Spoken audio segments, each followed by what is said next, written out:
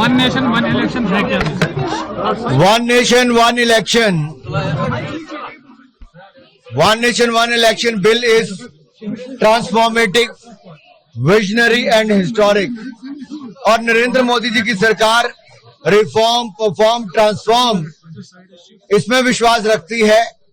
और आज अगर देश को विकास इतनी तेजी के साथ बढ़ रहा है, India is the fastest growing economy in the world, it is all because of the initiative of Prime Minister Modi and his government.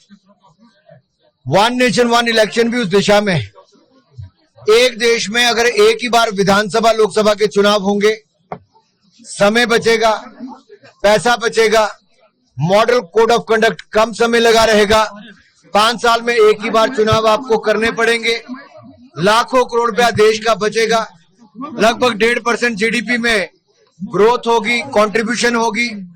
और जो हमारे एम्प्लॉयज हैं, टीचर हो, पैरामिलिट्री फोर्सेस हो, गवर्नमेंट एम्प्लॉयज हो, ये सब अपना अपना काम कर सकते हैं। पैरामिलिट्री फोर्सेस अपना सिक्योरिटी का काम कर सकती है, टीचर पढ़ाई का काम कर सकते हैं, अधिकारी अपना इम्प्लीमेंटेशन का काम बेहतर कर सकते हैं।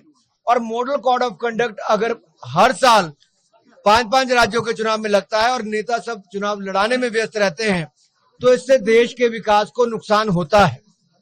इसलिए हमने कहा है कि ये पहली बार नहीं, 1952 से लेके 1967 तक, 1952 से लेके 1967 तक वन नेशन वन इलेक्शन होता था। पार्लियामेंट और विधानसभा के चुनाव इकट्ठे होते थे, लेकिन बार बार जिस तरह से कांग्रेस ने सरकारें गिराई या अन्य कारणों से गिरी, उसके कारण अलग थलग पड़ गए राज्यों के चुनाव।